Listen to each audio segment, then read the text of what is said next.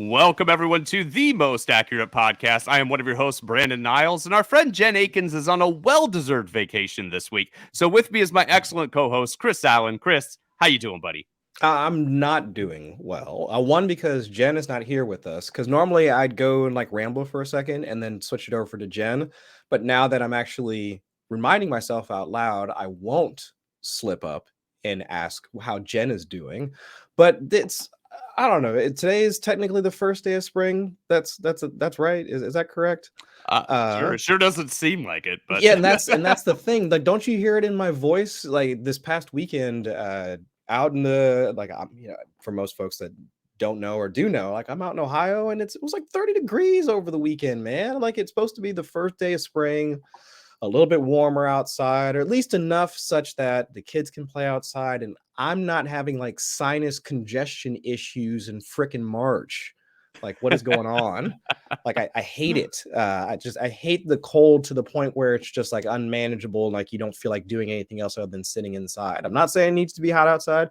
Not saying it needs to be like the dead of summer where you're just hot, like waking up. But at least somewhere in between where as soon as the weather turns, then my throat starts getting sore and all the rest of that stuff. But otherwise, I'm happy to be here. Let's talk some football. A lot of free agent news. I mean, we just had the signing earlier today, so plenty to get to, though. We did. We had a couple signings today, so we frantically updating our boards here, which is nice. Chris, I was thinking, I don't think I've done a podcast just you and me, so No. I'm hoping because we always had a guest that first year, right? So I'm hoping, and I'm going to do this Seinfeld reference in honor of Jen, right? Because Jen isn't here. There's the episode where George and Elaine have to hang out by themselves without Jerry, and they can't figure it out.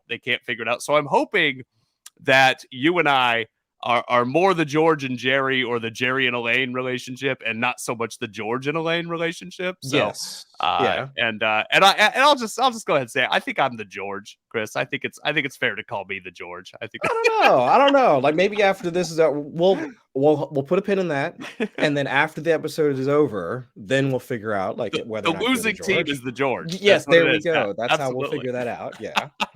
So, but we're gonna have some fun today. We're gonna do a free agency draft. We're recording Monday night, a week after free agency started in the NFL. So, there's lots to talk about, lots of player movement, but nothing that really hasn't been said. But nobody has done a draft of only the free agency signing. So we're going to do that, see how it comes out. It'll give us an excuse to talk about some of these players, hopefully in a different light than how they've been talked about up until this point.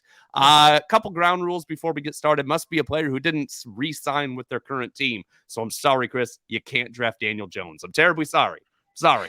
That was my 101. A 101. We can include traded players. So traded players are Brandon Cooks, guys like that are on the board. And no one who's been tendered or tagged. So Lamar Jackson and Tyler Huntley, those guys both not on the board because they have been tagged. That was my 101. Yeah. We're going to fill out a Superflex fantasy roster. So quarterback, Superflex spot, 2 running backs, 2 receivers, a tight end, and a non-Superflex spot. And to see who gets to go first, I have a trivia question for you. Oh, boy. Chris. And I'm going to give it to you as a 50-50. I'm going to give you an over-under. Okay? All right. So, over-under career rushing yards for Corey Dillon as a Bengal. Okay? As a Bengal. He is the career rushing leader for the Cincinnati Bengals. Nobody rushed for more yards as a Bengal than Corey Dillon. Over-under 7,500 yards. 7,500. How many years did he play? Can I get some side questions? This is a little against the rules, but you know what? Okay, I'm asking. I'm probing. I'm just like asking to see. What can I get? Like, how much can I information can I extract? I'll give you 1 year of the bookend. Okay. All right. How about that? All right. In 2003 was his last year as a Bengal. 2003 was his last year. Mm-hmm. All right. And then he went to New England after that, right? He did. He had a very successful career in New England after that. 7,500, you said? Uh-huh. I'll take the over on that. The over is correct, my friend. 8,061 yards. Okay. Number 2 on that list, James Brooks, was 6,447. And then we had Rudy Johnson and Pete Johnson and Joe Mixon all over 5,000. That rounds up the top 5 career rushing yardage leaders for the Cincinnati Bengals, your Cincinnati Bengals. Woo. Chris, you are on the clock, my friend, in our first inaugural Superflex fantasy free agent draft involving 2 people. Right. Yes. I think that's the caveat right there. It's a super flex draft involving just 2 people. So Yes. for the folks that look at the rosters and be like, oh, what was that? Like a 6-person draft? Well, in this case, it was. Yeah, right. Just absolutely. like just a 2-person draft. And that's why our rosters are completely loaded. I mean, until we get down to, Taylor Heineke and whatnot, like for quarterbacks. All right. So super flex. Right off the rip, I got to take Aaron Rodgers, right? Even though we haven't heard about the trade details, or trade hasn't even been executed yet, right? But his move to the Jets, assuming that all goes through, I'm not even gonna get. Do you care at this point? I think did we talk about this last week?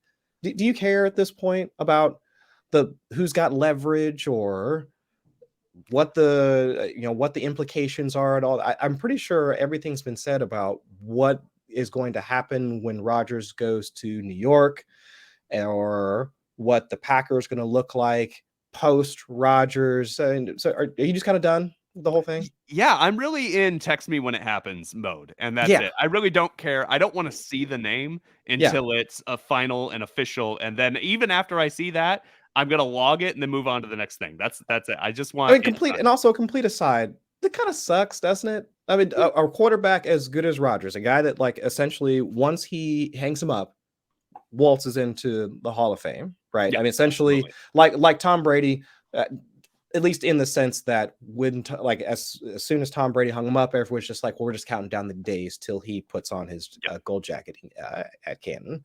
Same thing for Aaron Rodgers, but it's just with Rodgers, this just kind of bums me out. The fact that all of this, I mean, the person Aaron Rodgers versus the football player Aaron Rodgers is like, there's no way for us to separate the two.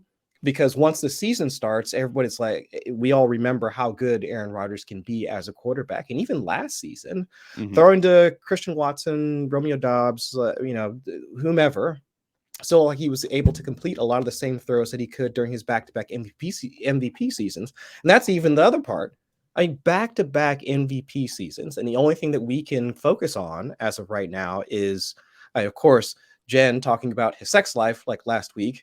But we focus on so much of that outside, like off-field stuff with Rodgers, when so many of the things that he's been able to achieve as a player are so great, minus he only has 1 ring, but still he's just been such an excellent player. And I don't know, that does kind of bum me out.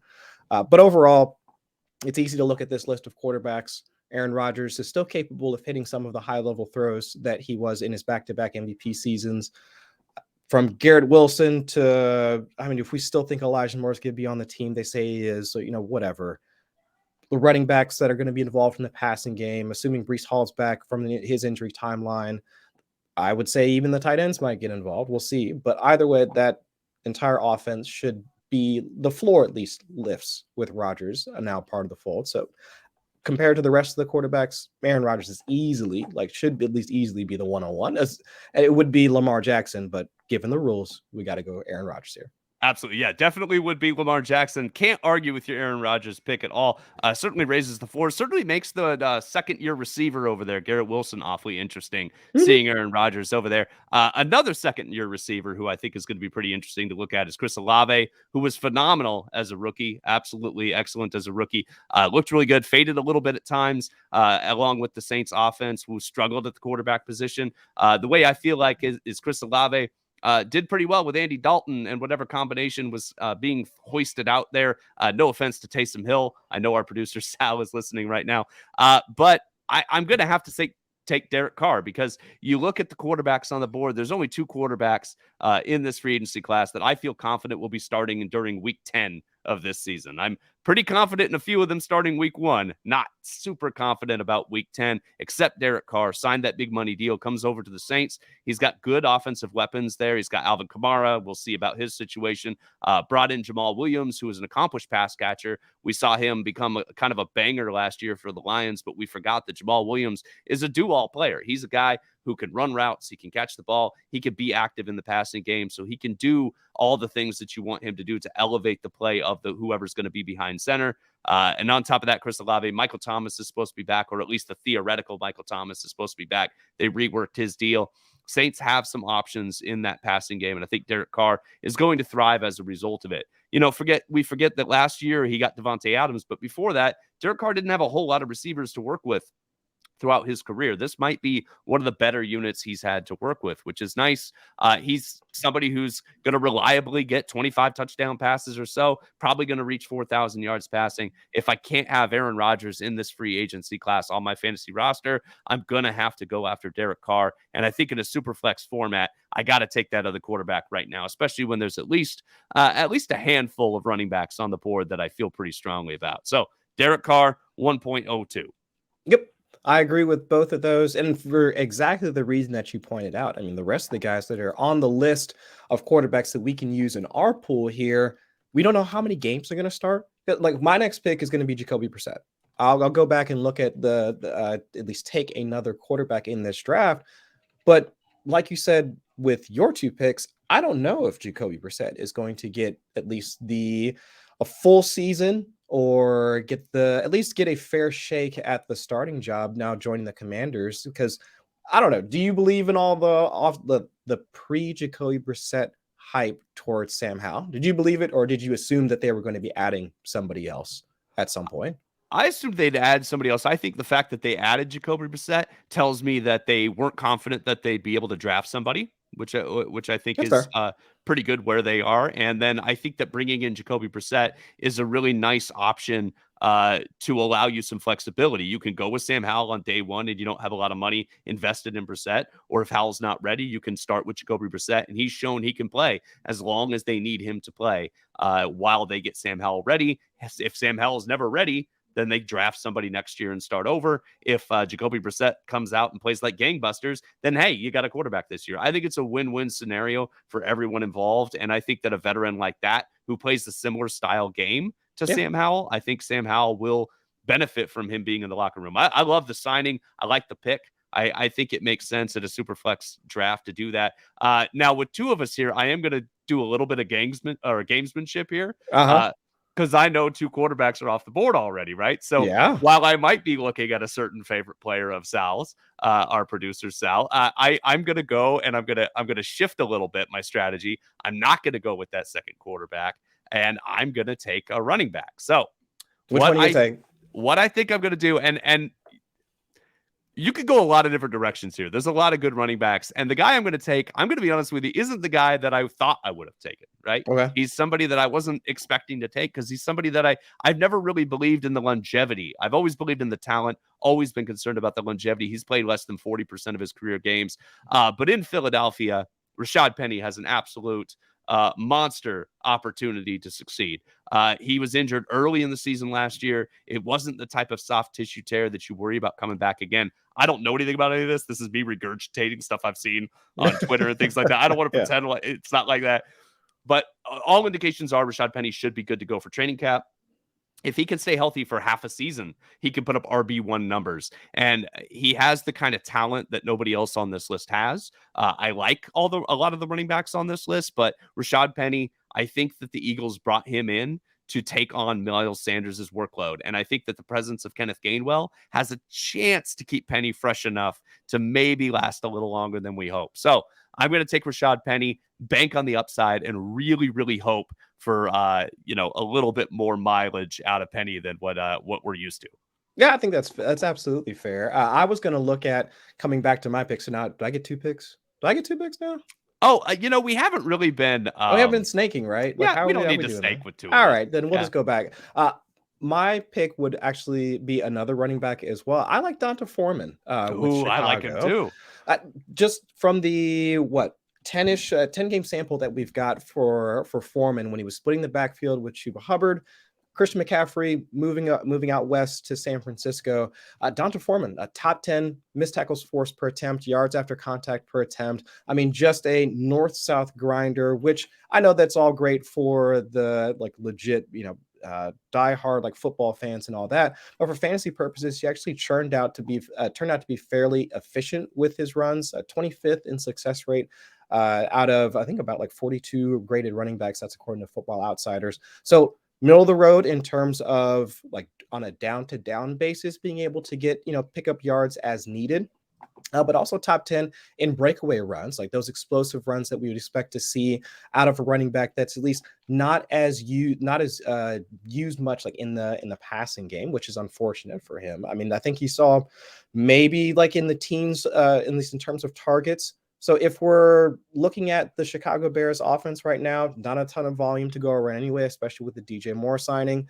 But either way, if they're looking for a running back to at least go alongside Justin Fields, who Fields we know is going to get his once they get into within the 20, within the 10, he should be able to score in those critical situations. But from between the 20 standpoint, and even if he can break off a few long runs to get into the end zone, Foreman is at least primed for at least, I don't know, a decent shot like of the other running back touches there in Chicago. So I like Foreman. I like the move for him, like going from Carolina to Chicago. Yeah, Chicago, not a good offensive line. Carolina didn't have a good offensive line either last year. And Chicago brought in mauling, road grading Nate Davis out of from Tennessee. Right, so yeah. Solid right guard is going to come in there. Additionally, Deonte Foreman, he averaged 4.5 yards per carry behind that behind that bad offensive line in Carolina. David Montgomery's never sniffed that number. I think you're right. If Foreman gets those Montgomery touches, which I think he will, or at least I think he gets Herbert's touches and Herbert gets Montgomery's touches. Right. Yeah. I think if that happens, either way, Foreman is a solid fantasy option who probably isn't going to cost you much this season. I like the pick. I really like the pick. I'm going to stick with the Bears since we could do traded players. I'm not excited about the Bears passing game, Chris. I'm not excited about it. I worry about it. I like Justin Fields a lot. I hope that passing game steps up, but I do love the talent of DJ Moore. And DJ Moore has thrived without a good quarterback dating back to college. Like, he's never really had strong quarterback play. I'm not saying he hasn't had good games or where quarterbacks have come in and been okay, but he's never had an Aaron Rodgers. He's never had like a legit quarterback. And even at Maryland, I remember the carousel of quarterbacks that would come through there, all struggled. So, but here DJ Moore comes in. The Bears have brought him in to be that wide receiver one. Clearly was a big part of the reason why they chose the Panthers to trade down with. That's probably a little further than they wanted to trade down, but getting DJ Moore and a big time weapon for their young quarterback, I think, was the priority. And because they were able to do that, I believe that they expect to use DJ Moore. And I believe that they expect getting him early on in the offseason. I believe they expect he's going to get on the page with Justin Fields reasonably fast. And I have hope for this offense and for Moore in it. So DJ Moore, to me, is far and away the best wide receiver available in this pool, and at least from a talent perspective. Yep. And so I'm going to go with him and kind of round out some of my starting lineup a little bit more with DJ Moore. I'm with you there.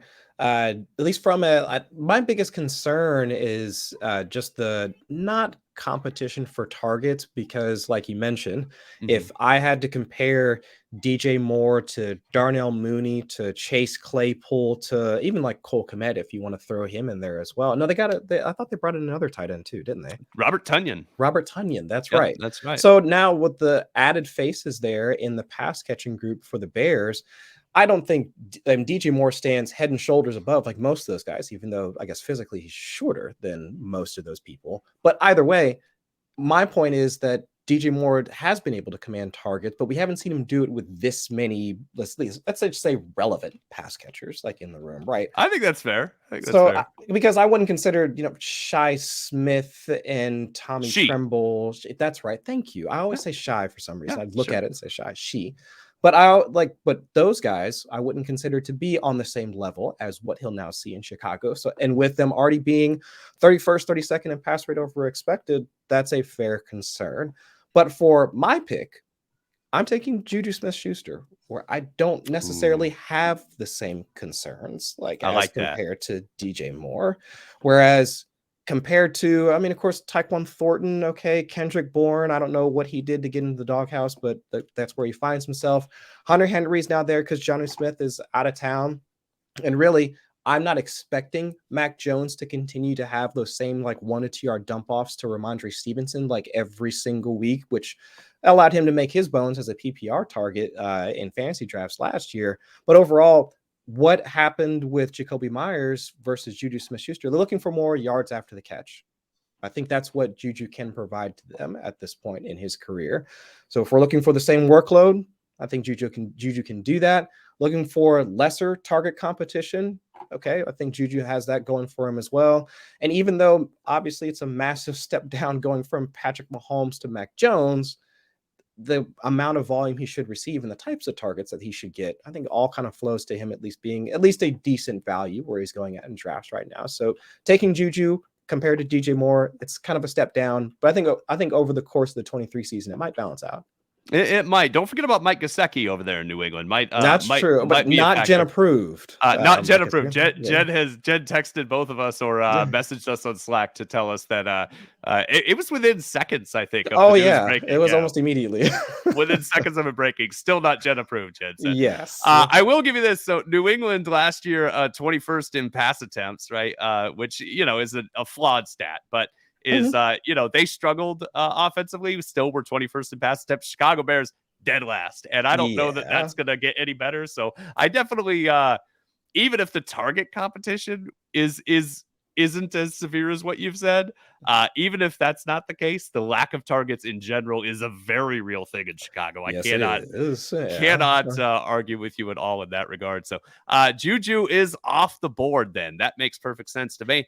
I am going to take my first tight end. I'm just going to keep kind of rolling along here. And I'm going to take Dalton Schultz, who just signed with the Texans today. To me, there are really only 2 tight ends worth drafting in this one. I like both of them, but I think that Dalton Schultz is going to have a rookie quarterback who's going to need him. And I think that he's going to be able to find those holes in the defense. And I think that Houston's going to be able to rely on a running game and a good tight end game. And I think Dalton Schultz is going to see double-digit touchdowns this year. So going to be high on him as a free agent option, especially since I think his ADP will go down once we start getting from last year. I think from last year, his ADP will be lower now that he's on Houston. And I don't think people are going to be clamoring to buy Houston's offense. So he's going to be on a lot of my rosters where I don't take a tight end early on, or where maybe I double up the position there in the middle rounds. Because I bet Dalton Schultz ends up in the 9th, 10th round, somewhere along those lines. So that's probably where I'm going to. That wouldn't surprise me. Yeah, I think that makes some sense. And kind of like following along your same vein. I mean, my next pick was also going to be a tight end because I'm seeing Hayden Hurst like still out there. And like, while it pains me that he's not with the Bengals again this season, I'm hoping that Cincinnati winds up actually signing Foster Moreau in free agency. I think that would be a heck of a signing for them at this point. But Hayden Hurst with the Panthers doesn't sound like too terribly bad. I mean, we were just talking about the quality of pass catchers that are going to be there, like with the Panthers now with DJ Moore out. Deonte Foreman, while not massive part of the passing game, but at least a part of the offense itself, also not there. But Hayden Hurst now coming there to catch passes from, I don't know, who's your bet for quarterback that they're going to wind up drafting? You think it's Stroud, or you think it's Young, or you think the wild card Anthony Richardson? So I would not bet on the wild card. I would bet on Stroud or Young. I'm going to go Stroud. I just think he feels like more of a Carolina pick to me. But then again, Young feels more like a Frank Reich guy. So I don't know. I'm going to go with Stroud, but it wouldn't shock me either way. To me, it's a true toss-up. I think the comments, or at least the data that I've seen, about how tall the quarterbacks that Frank Reich has worked with in the past traditionally, and how that's kind of pointing people towards CJ Stroud. I kind of get it, but either way, I think with both of them check the boxes in terms of being not prolific, but at least, high end like quarterbacks. Hayden Hurst, what we saw last year in Cincinnati, being able to work not just across the middle of the field, but down the seams, like as a downfield threat, like as a tight end.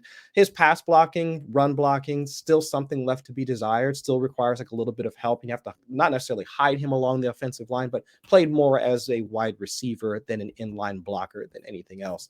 So while that's better for us as fantasy managers, might not be a huge help to the Carolina Panthers in their attempt to, I guess, rework their offensive line. But I think Hayden Hurst now should be able to walk into a decent target share given the lack of pass catchers that they got right now. So I would say that he's out of the list that we've got right now. He's probably a solid bet to have like the most fantasy value out of that group.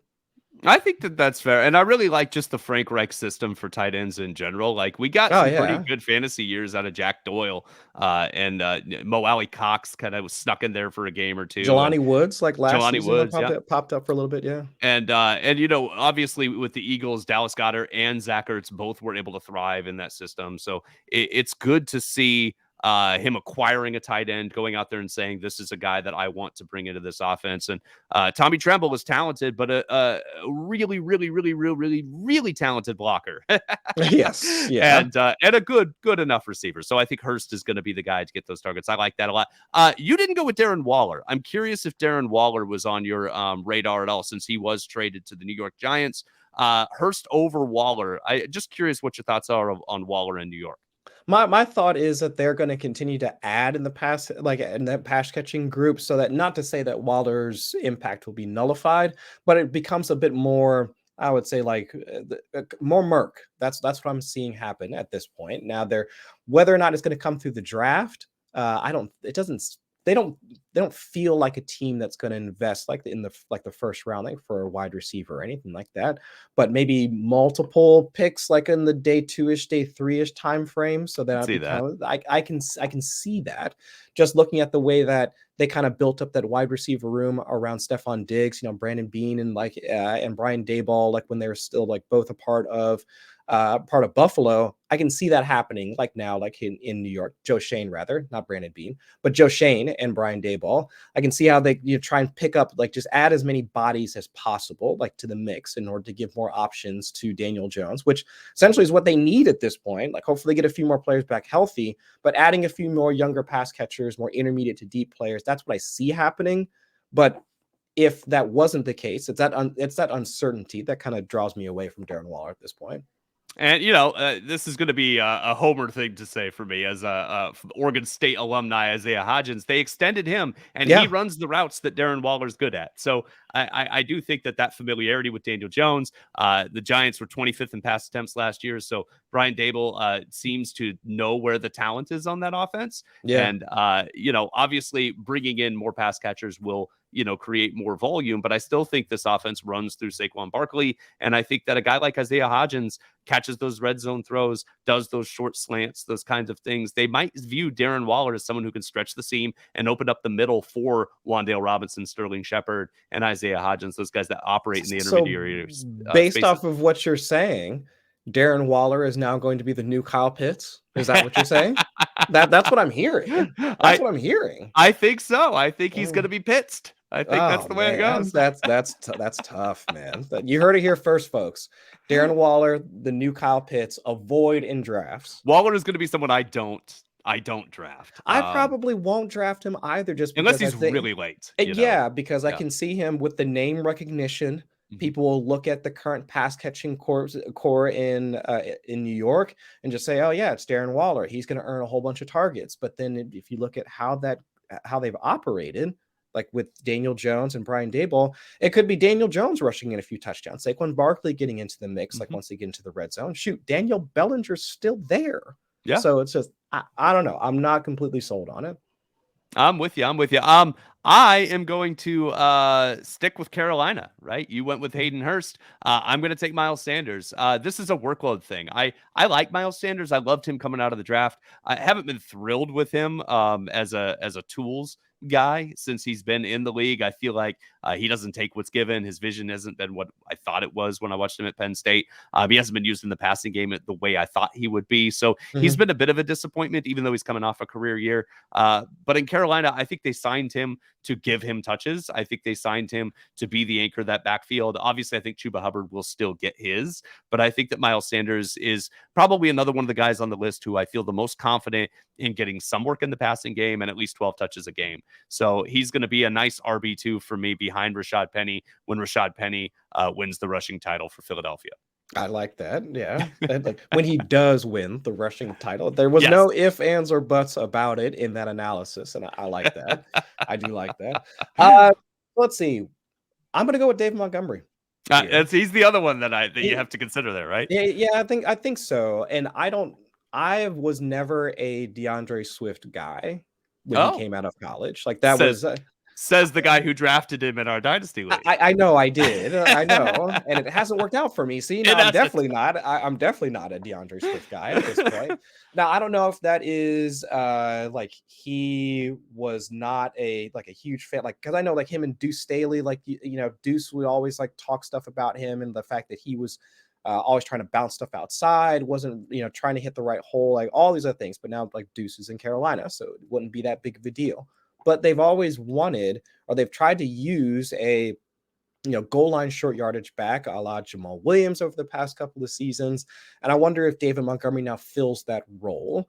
I'm hoping that Swift now gets involved more in the passing game. We did see his target share start to go up like towards the back end of the season because they do need more short and intermediate targets for Goff to target on like third and fourth down, like pure passing type situations, because they don't have a tight end anymore. Like there's no TJ Hawkinson anymore. I know like Brock Wright and a couple of the other tight ends like filled in every now and again. But really, unless Jameson Williams takes that next step in order to be like that wide receiver one that they drafted him to be, there's a chance that David Montgomery could mix in on short yardage, could mix in on goal line work, but can also have at least a small part of the passing role as well, like in that Lions offense. And with them also boosting up their defense as well, the moves they made over the past couple of days in free agency, this could be a good football team. This could be a fantasy-friendly football team. really And David Montgomery could actually be like the cheapest piece out of it that you could acquire. So I kind of like David Montgomery there. And he's not someone who can't catch the ball either. Like just because the Yeah. Bears didn't use him tremendously in the passing game, like he has the ability, did it in college, has the ability to run some rudimentary routes, especially that little circle route that he does well, where he just sits there in front of the zone defense and you can hit him there. Yep. That's something David Montgomery does really well, and I think in Detroit, he's going to get those opportunities, and I think it's a better situation for him than it was in Chicago. I was excited. I kind of like all the landing spots for the running backs this year. I'll be honest with you. Don't hate them too much, like so far. I mean, of course, I personally hate the Samaje Perine landing spot, but that's for personal reasons. But otherwise, yes, I do agree. I just feel like it's almost like all the GMs in the league were like thinking to themselves, well, what's the most logical thing for us to do here? They just went with it. Yes, Like, yeah. And the contract situations, like for a lot of them, I haven't seen, like there hasn't been a Christian Kirk-like contract that I've seen so far this offseason where it's just like, whoa, where did that come from or anything like that, which is kind of surprising to see all of the owners owners and GMs as, I guess, as impulsive as some of them can be to say that, we're going to actually pay like fair and reasonable costs, like for most of these players. And for the most part, over the course of this free agency, I haven't seen anything that's been like super shocking, at least from a contract standpoint. Yeah. Yeah, me neither. It seems like everybody's being sensible. There's not much drama this year. Just lots of excitement and fun activity. I mean, I guess Aaron Rodgers is drama, but outside that's the whole but that's always drama. That's the same it's old always drama. Yeah. It's the exception that proves the rule. I'm going to take my flex spot. I'm going to go after another running back here, a guy who just signed today. Damien Harris. I think that James Cook is a really good addition. I think he's going to have a better season this year than he did as a rookie. We saw his usage go up tremendously toward the back half of the season. I like James Cook a lot. I don't think the Bills want to give James Cook 20 carries a game. I don't think that's the kind of offense they want to run. Damien Harris, I think, can do the things they want him to do. I think he has a high-end touchdown potential. I think he's a talented player. So of the guys left, there are a few options I really like. And it's a really close call here between Damien Harris and Jamaal Williams for me. But I think that Damien Harris ends up being the guy that I most like in my flex spot. Now that he gets away from that New England situation, don't forget, running backs in New England don't exactly thrive. Like Ramondre Stevenson looks like a stud, but he's kind of a rarity for that offense. That offense, Bill Belichick typically cycles through backs. You never know what's going to happen. So I don't like banking on Damien Harris falling out of good graces of Bill Belichick, meaning he doesn't have the talent to be a 1 or a 1A or a 1B running back on a roster. So I think he's going to fill that for the Bills, a role that Devin Singletary turned into at least a flex-worthy position more often than not. No, I think that's fair. And especially to your point about the Patriots offense, we were talking earlier about the role that JuJu Smith-Schuster might play. Well, even with Johnny Smith like out of the picture, I mean, what if JuJu now takes like some of those short A-dot targets that Ramondre He was might, getting like yeah. last season? So, and also with how much Mac Jones was complaining about the offense last year. I mean, what, like cursing the coaches out on the sideline and all this other stuff. I mean, what if now instead of looking more short area of the field, he's taking more deep shots down the field? I mean, that would certainly change like Yeah. the outlook of what Ramondre's team is going to be used in the passing game. So no, I 100% agree with you. I think that's a good call. Next one, yeah, I'll probably stick running back as well. I'll take Jamaal Williams to the Saints. But I would say about a month ago, no, actually take that back. Not even a month ago, at the end of the regular season, when I was looking at what the Saints roster was going to look like for 2023, I didn't think they'd be able to I didn't think they'd be able to compete in the NFC South. But now, could they win the NFC South at this point? It's not unreasonable to think they could win the NFC South. Because we were already talking about the move for Derek Carr, Michael Thomas, theoretical Michael Thomas, like being back, Chris Olave, Juwan. I mean, just insert names here, and also we know that the Alvin Kamara potential suspension is looming, but having a player like Jamaal Williams, who we know can at least work in on the short yardage situations, goal line situations, 2-minute drill and all that, and actually, let's say, be functional in the passing game. He's certainly not Alvin Kamara as a receiver, nor does he have the same contact balance, but can he be used in passing situations? Yes. So overall, they've actually been able to piece together a decent offensive roster. Offensive line still looks fairly solid across the board. I think they're returning 4 or 5 starters, if I'm remembering correctly. So overall, I mean, Jamaal Williams, I mean, of course, and everybody loves Jamaal Williams. I mean, just listen to him talk for 30 seconds and tell me you don't love that man. He's so easy to root for. He's so easy to root for. God, I mean, it just every single interview he does, it's just like there's at least one quote like every single time that he talks. So yeah, for me, like Jamaal Williams for sure. That's awesome. Jamaal Williams was the other guy. I flip-flopped. And, if you have me do this again tomorrow, I might take Jamaal Williams over Damien Harris. I'm not sure. Maybe, yeah. Playing with Josh Allen versus playing with Derek Carr. I mean, yeah, that's a good point. Although Derek Carr will hand the ball off to Jamaal Williams. That's something true. We know he will do. So he had no problem handing the ball off to Josh Jacobs, especially in the red zone for the last few years. So absolutely. Yeah. I'm going to take Sal's favorite guy here. I'm going to take Gardner Minshew. To me, this super flex spot comes down to Minshew or Jimmy Garoppolo. And Jimmy Garoppolo is just a little bit less of an unknown. He's coming off an injury. We kind of know what Jimmy is as a fantasy option, right? He's fine. Jimmy's fine. He's a good streaming option. He works. Gardner Minshew might not be better than that, but I think he's at least that. With the Colts, he's got Michael Pittman. He's got Jonathan Taylor in the backfield. Got some young, exciting tight ends there with Kyler Granson and Jelani Woods, as you mentioned earlier. Got a pretty good offensive line when it performs. So I think that Gardner Minshew has a good opportunity to succeed here. Now, the downside of Gardner Minshew, right, is the Colts are about to draft somebody. So, so that's the downside. But I think they're going to end up with Anthony Richardson. And if they end up with Anthony Richardson, then I think that it's going to be a year before we see Anthony Richardson on the field, unless Gardner Minshew's terrible, in which case this was a problematic pick from the start. So, well, yeah. So injuries aside, Jimmy Garoppolo, I have more faith in him starting all season, but Gardner Minshew, I just think has a little bit more upside. I like that offense a little bit better. I think there's a little bit more stability there. I know that's weird to say for a team that just had a coaching change, but I'm a little more bullish on the Colts offense in general than the Raiders right now. So I go with Gardner Minshew as my super flex option. No, absolutely. I think that makes sense. And looking at the remaining quarterbacks that are on the board, I mean, with Taylor Heineke's out there. We talked about Sam Darnold last week. Andy Dalton, out in Carolina, we know what most of their functions are going to be. They're going to be more or less. I wouldn't say Taylor Heinicke is an established veteran, but let's just say a veteran to work behind the current starter, right? So overall, no problems with that. I'm curious. The guy I think about a lot is Baker Mayfield. And I'm curious what you think about him in Tampa. He's got really good weapons to work with. He has looked both horrendously bad and kind of good in the last year. What do you think about him in Tampa? Would you put any eggs in that basket in a superflex format? Obviously, one quarterback leagues, no, but in a Superflex, superflex. yeah, why not? I mean, if you're looking, if we always try and contextualize the entirety of the offense, like with not just what the quarterback is capable of, but what his pass catchers are capable of. And if we're going to show at least similar love to, I mean, we talked about Jimmy G earlier, we talked about Derek Carr, and most of these guys in a one quarterback league, they're the guys that you typically would find out on the waiver wire. I mean, there are streaming options. Exactly. So I think Baker Mayfield, like he definitely fits in that role now, throwing to Mike Evans, Chris Godwin. I mean, so all of that kind of factors into that. So I would say, yeah, I would give Baker some love, and especially in this format. Yeah, why not?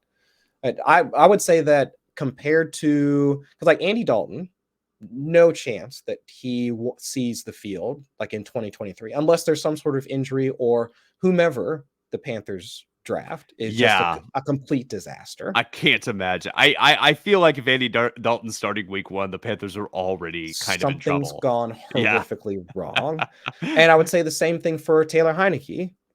Yeah. But I don't see the same thing for Baker Mayfield. Because I get it that Kyle Trask, more or less, he had a shot at being the starter, but then when Tom Brady became available, then it was like, yeah, buddy, like you're not gonna see the field anytime soon. So I can see Baker getting in, let's say 10 to 12 games, somewhere in there, unless they have some sort of a huge desire to figure out whether or not they want to see what they have in Kyle Trask. But to me, it doesn't sound like there's much of a shot for Trask to start a ton of games like this year. So at least from a volume standpoint, Baker would be at least my next logical pick just for those reasons. Like you would have the most of the offensive core still put in place. Offensive line should be more or less intact. I know they lost I thought they lost one starter this offseason. No, they lost 147 starters last year to free agency and that's injury. What it was last year. Yeah. But they should be okay. They're going to get some health back. They should be okay offensive line wise this year. Also, my thinking with kind of liking Baker as far as being able to stay in the lineup for a while, what you said earlier about New Orleans winning the NFC South, anyone could win the NFC South, and you might not need to win more than 8 games to do it. So it's very possible the Bucs could stay competitive, kind of like last year, could stay competitive and keep Baker behind center, even if they're not winning at like a really ferocious clip.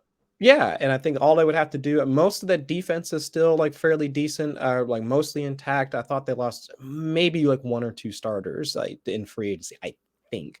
But either way, with the way that we were looking at the entirety of the NFC South, Baker could pull something out, win 7 to 8 games, get them to a wild card spot or something along those lines. So he would be my next pick, at least kind of round out the quarterbacks, because not too many other potential starters, at least in the pool that we've got.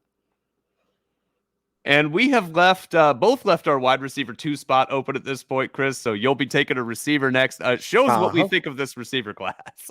Yeah, exactly. I mean, but everybody knew that kind of coming into this offseason, right? I think what the headliner, at least throughout most of the back end of last regular season, was Odell Beckham. When he didn't get signed to a team or anything like that, like throughout the before the trade deadline, and even to try and make a Super Bowl run with whomever wanted to sign him, I figured he would be the hot topic throughout free agency. He still is not signed. So that kind of to me, that indicated like this is the type of wide receiver free agency class we were dealing with to begin with. I think so too. OBJ is an interesting option. I have him off my draft board because I have no idea what to do with him. Same, yeah.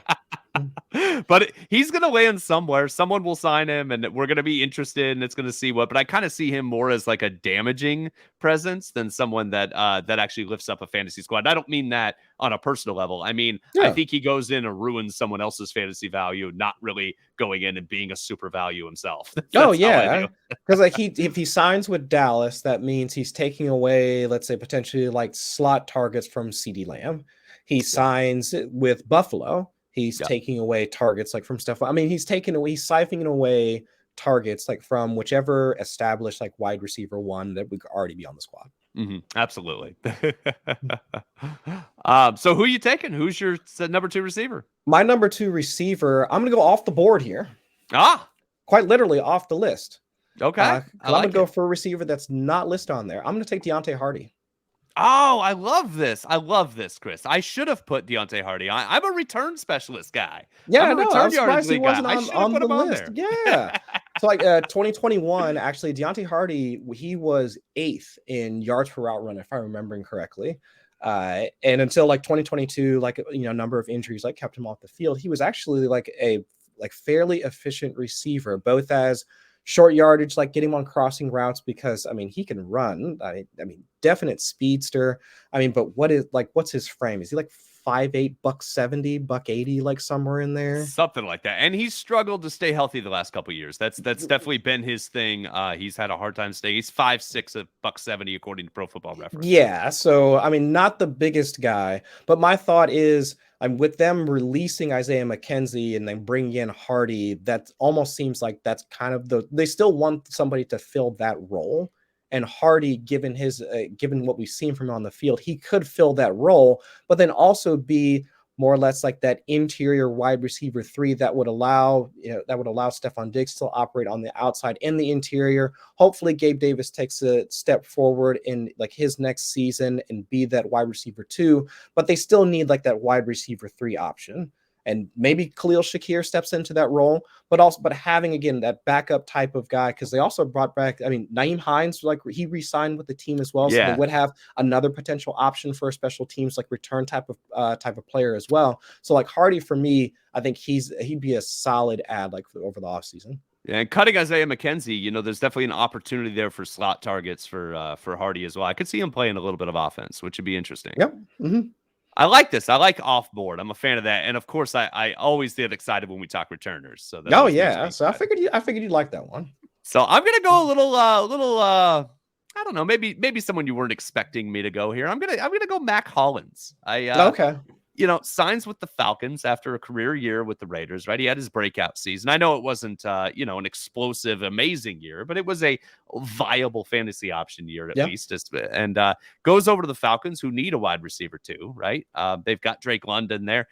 They need that big target. They need somebody there for Desmond Ridder to throw the ball up to. Hollins is really good at making contested catches. He's not great at creating space, but if he can get on the same page with Desmond Ridder, who has a little bit of a gunslinger's attitude, then I think he might get some jump balls. We might see Mack Hollins get the kind of red zone targets that we need. And we know he can get downfield and win those types of contested catches as well. Ridder's got the arm to sling it down there. So of the available receivers, and I like Adam Thielen, I like Paris Campbell with the Giants. It's kind of an interesting option, but I think that Mack Hollins is the guy I feel the most excited about adding to my roster of the players that we have left in the pool. No, I definitely like that. And I forget, I think it was Nate Tice from The Athletic that had talked about the usage for Mack Hollins on in-breaking routes over the past 2 seasons. He's been one of the more efficient wide receivers on those types of routes. And Arthur Smith likes to use those in his route combinations, like on play action and whatnot. So I do think, given the way that Hollins was used in Vegas, moving over to Atlanta, I think makes all the sense in the world. So he even did that well in Miami 2 years ago. Like he's got right. that body. I forgot about that. Yeah, he can wall off guys. He kind of makes that. I'm doing it like I could run a route, which right. I can't. But I would just burst into a cloud of dust. Right? Yeah. There's no way I couldn't run a route when I played football in high school. But by played football, I mean wore a jersey and stood on the sideline. Oh yeah. But yeah, he does those in-breaking routes exactly like what you're saying. He walls off defenders with his body and has a good way to beat the zone. I like Mack Hollins. I'm excited for him in Atlanta. I think it's a good fit, good scheme, like you said. What do you think about Jakobi Meyers? Neither one of us brought up Jakobi Meyers. Goes over to the Raiders to theoretically start opposite Davante Adams. Just a couple of these guys we didn't touch on, specifically Meyers and Allen Lazard, and then I think we could ignore the rest of the receivers. I mean, for Jacoby, it's just more of I'm struggling to figure out like what their offense is going to look like in general. They bring back Josh Jacobs, so I get it. They still want to have at least a not run first, but let's say leaning run mentality. We'll go with that. But without Darren Waller, I'm sure most folks will say the volume is going to be there. But okay, fine. But what types of targets is he going to be getting? My guess is Davante Adams is still going to be the primary target once they get into the red zone.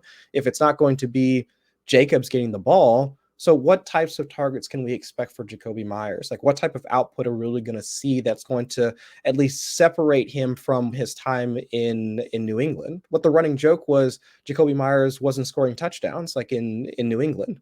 What's the guarantee he's going to be scoring touchdowns in Vegas? I'm not seeing what the improvement for his situation is going to be, just given the quarterback that he's playing with, the wide receiver that's going to be alongside of him, and the type of offense that he's going to be in. Like connection to Josh McDaniels, I don't care about that because it seems like he's just out of the frying pan and into the oven like type of situation for Jakobi Meyers at this point.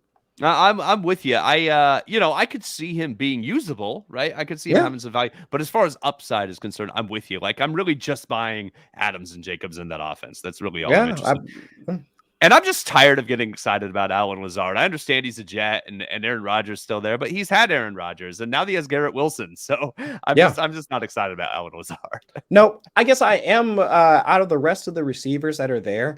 I'm intrigued by wherever DJ Chark winds up at. Oh yeah. Yeah, he would have been my next pick. Just because we know that the intermediate and deep skill set is there. If he, let's say, I think we talked about it last week with Jen, like my thought was he signs with the Chargers, I'm all in. Mm-hmm. To go with, Mike Williams will be 29 this year. Keenan Allen is already 30. They are their only two efficient intermediate pass catchers at this point. So they need somebody else that I'm not talking about like creating explosives because Justin Herbert can throw the ball downfield to Josh Palmer. He's done it to DeAndre Carter. Michael Bandy's even caught 20%. I'm talking about consistent usage on like third down, fourth down, if they decide to go for it with Kellen Moore and all that. So DJ Chark could fit into that role for them. So I think that would be an interesting situation for him to go to. Honestly, if he went to Seattle, because they could probably use a reliable like third pass catcher alongside Tyler Lockett, and DK Metcalf, that'd also be pretty cool too. But I think the Chargers is to me like the top tier, like the one that makes the most sense in my mind for DJ Chark. The rumors are the Panthers, so we'll see what Panthers happens. work out too. Yeah, but it's just the quarterback is just that's the wild card at this point. Also, I have Justin Edwards on the phone. He's very upset that you're not all in on D. Eskridge. I just Justin Edwards just called out. He's very upset. Yeah, I figured he would have something to say about that. Yeah, that makes sense. Just a couple more little quick questions here on guys we didn't touch on. Then we'll do a recap and answer a quick question that our producer has. Zeke Elliott, Kareem Hunt, Leonard Fournette, all unsigned. Those guys, is there anywhere that those guys could land that would be interesting to you? Or are they pretty much afterthoughts at this point? Afterthoughts for fantasy, but still have their utility as just football players. There was some buzz about Zeke potentially coming to Cincinnati. I don't mind it. I would have to see the contract, obviously. I don't mind it. Be much. I wouldn't think it would be much. But for me, it's just more about like Zeke is still a damn good pass blocker. He is one of the best in the league at the position. Right. So for as much flack as he got from the fantasy community regarding his lack of speed, the durability, like portion of the past couple of seasons, for his football utility is still there. So I would think that wherever he signs, there at least has some situational usage for him, whether it's a third down type of thing, goal line. He was still being used in Dallas, like, similar to what Jamaal Williams was being used in Detroit when he was still there. So that's that type of situation or that scenario for Zeke. I'm intrigued by wherever he winds up at, because I think that's where almost any coach or GM would probably see that's where he can kind of function, like in the, the final, let's say 1 to 3 years of his career. Excellent. Yeah, that makes perfect sense to me. I'd love to see him land somewhere like that. Tampa is one of the rumors that would make sense. He pairs up with that would make sense. Yeah, kind of a similar thing to what he had going on with Pollard. That would make a lot of sense to me. Chargers, honestly, for as many times as they've been looking for that. Yeah, for as many times as they whiffed on a complimentary running back behind Austin Eckler. That's assuming Austin Eckler stays with the Chargers. But yeah, that kind of tandem I think would work well too. Yeah, I like it a lot. Let's hear. So the question that our producer asked, which I think is a good one. You and I both play Dynasty and love Dynasty. So I guess who would be the biggest winner? And I'm not going to make you answer this yet, but who would be like one of the biggest winners in Dynasty from free agency? Not necessarily one of the free agents, but just a winner in Dynasty. So I'm going to let you bowl that over for just a second. Sure. And I'm going to read off our team names. And I want listeners, let us know which one is George and which one is Elaine, right? So the worst team is the George Costanza team. And I won't be offended if it's me. It's okay. I like my team. I think it's great. But if you think it's the George Costanza team, that's okay. I don't want to hear about it. My team, Derek Carr is my starting quarterback. Rashaad Penny and Miles Sanders are my running backs. My receivers are DJ Moore and Mack Hollins. I've got Dalton Schultz at tight end. My flex is Damien Harris, and my super flex is Gardner Minshew. Chris, his roster is Aaron Rodgers at quarterback. His two running backs are Deonte Foreman and David Montgomery. His receivers are JuJu Smith-Schuster and Deonte Harty. His tight end is Hayden Hurst. He's got Jamaal Williams in the flex and Jakobi Brissett as his super flex option. So let us know which team you like. I think they're both bangers personally, considering the fact that we have just the free agency pool to work with. Right, I still think that you and I are winning tremendous amounts of money this year with these rosters, Chris. That's 100%. Yeah. 100%. So did you find a winner in free agency? I don't know if I have a dynasty winner. I think DJ Moore is probably the easiest one. I think he's the one that probably sticks out the most just because from the positions that have the most longevity from a dynasty standpoint, wide receivers, I mean, other than quarterback, obviously, but like wide receiver has the most longevity. DJ Moore is 26. Yep. So entering, I mean, hasn't even entered his prime yet or entering his prime goes to at least a fairly decent situation. I mean, we'll see what Justin Fields develops into as a passer over the next couple of seasons. Doesn't have a ton of target competition. So overall, I think DJ Moore is probably the easiest one for me to point to just because the rest of the guys a little bit older. JuJu Smith-Schuster a little bit older. Jacoby Myers in a lesser situation. I mean, none of those guys really stick out as potential like dynasty winners or guys that I would probably want to target in a draft. But I mean, and the running backs, that's I mean, their situations can change just at the drop of a hat. I'm assuming half of the guys that are on the list of free agency that we looked at for the pool for this exercise, their situations will change like after the draft. At least that'd be my guess. Very true. Yeah, so it's just easier for me to look at the wide receivers. Yeah, that makes sense to me. Think if you've got a loser, I want to hear about that as well. I'm going to talk about my winner real quick. My winner is sophomore quarterbacks, right? We could see a situation where lots of sophomore quarterbacks come out and don't have jobs anymore. We could also see a situation where it's still up in the air and we're ending the draft and worrying about competition coming in. Instead, what we got Taylor Heineke signing in Atlanta. That tells me they wanted insurance, but they want to give Desmond Ridder a chance to win that job. Yeah. We have Jacoby Brissett with the Commanders. Same thing. That tells me they want some security, but that they are okay with Sam Howell competing there. We have Kenny Pickett. Nobody came in to compete with him. We didn't expect that, but still nobody came in to compete with him. And Malik Willis, they didn't make any kind of big move to upgrade the quarterback position. Ryan Tannehill, it looks like they're going to rework his deal, find a way to have him start one more year. That gives Malik Willis another year to show that he's the guy instead of them bringing in some other big guy on a 3-4 year deal and eliminating Malik Willis's value. So sophomore quarterbacks, I think, win from a class that was not heralded at the quarterback position. So it's going to be interesting. I feel like one of these guys is going to be good, Chris. I'm not sure who, but one of them. I think one of them, yeah. I'm with you there. So do you have a loser or should we close out? I think one loser that I think does stick out to me. I was going to look at one of the wide receivers, any of the guys that are unsigned, but that's too easy. Yep. James Robinson signing with the Patriots feels like a losing proposition to me. Yeah. It just now he's going to be on his third team. Wasn't even really able to see the field much like with the Jets, and that was even after like Breece Hall was down. Everybody's already clamoring for Ramondre Stevenson. They drafted Pierre Strong. What was the other running back that they drafted last season? Was it Kevin Harris? I could be wrong. That sounds right. I will look it up right now, but that's Kevin Harris. But either the way, right. Like those two, Kevin Harris. I mean, they both mixed in at a couple points like last season, didn't perform like too terribly bad. So just James Robinson entering into a situation where he could just be summarily cut at some point if he doesn't wind up at least looking like, or even return to some of the form that he was when he came to stardom, like when he was still in Jacksonville. So despite the fact that he found a team to be a part of, there isn't necessarily any guarantee for work at this point. So I do think that James Robinson kind of lost out like in free agency. I'm with you there. I was disappointed in that landing spot too. I was kind of hoping he'd get somewhere where he could at least be the 1B somewhere. And now I think he's just going to kind of get lost in the shuffle, unfortunately. Interesting story and rise for him. It's sad to see it go that way. My loser is Michael Gallup, because I think Brandon Cooks just renders him completely,